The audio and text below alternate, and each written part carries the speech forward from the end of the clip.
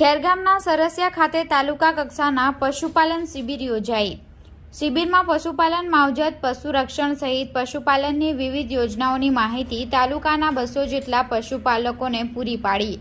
ખેરગામ તાલુકાનું મુખ્ય મથક ખેરગામના સરસિયા દત્ત મંદિરના પટાંગણમાં નવસારી જિલ્લા પંચાયત તથા પશુ દવાખાના ખેરગામ દ્વારા તાલુકાના પશુપાલકો માટે તાલુકા કક્ષાના પશુપાલન શિબિર કાર્યક્રમ પ્રદર્શનનું આયોજન કરવામાં આવ્યું હતું, જેમાં પૂર્વ કેબિનેટ મંત્રી અને ધારાસભ્ય નરેશભાઈ પટેલ, જિલ્લા પંચાયતના પશુપાલન અધ્યક્ષ નિકુંજભાઈ પટેલ, આરોગ્ય સમિતિના અધ્યક્ષ સુમિત્રાબેન ગરાસિયા, ખેરગામ તાલુકા પંચાયતના પ્રમુખ રાજેશભાઈ પટેલ, ઉપપ્રમુખ લીનાબેન પટેલ, ભાજપ પ્રમુખ ચુનીભાઈ પટેલ, મહામંત્રી શૈલેષભાઈ ટેલર, સરપંચ ઝરણાબેન પટેલ સહિતના અગ્રણીઓ તેમજ મોટી સંખ્યામાં પશુપાલકો ઉપસ્થિત રહ્યા હતા।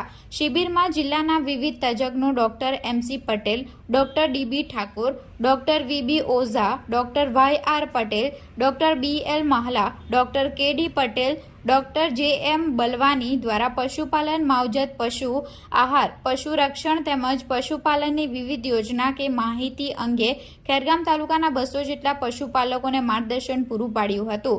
સાથે તમામ લોકોએ વડાપ્રધાન નરેન્દ્રભાઈ મોદીજીનો મન કી બાત કાર્યક્રમ નિહાળ્યો હતો।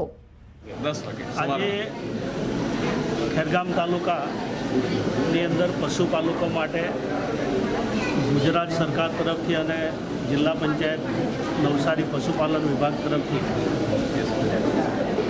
શિબિરનું આયોજન હતું। પશુપાલકોને વ્યવસ્થિત રીતે માર્ગદર્શન મળી શકે એ માટે અનેક તજજ્ઞો પણ અહીંયા ઉપસ્થિત હતા। મારે પણ આવવાનું થયું। સાથે સાથે આજે મને આનંદની વાત એ છે કે પશુપાલકોએ સામે ચાલીને મન કી બાત સાંભળવાનો પોતે નિર્ણય લીધો અને ત્યારબાદ આ પશુપાલનનો શિબિર યોજાયો।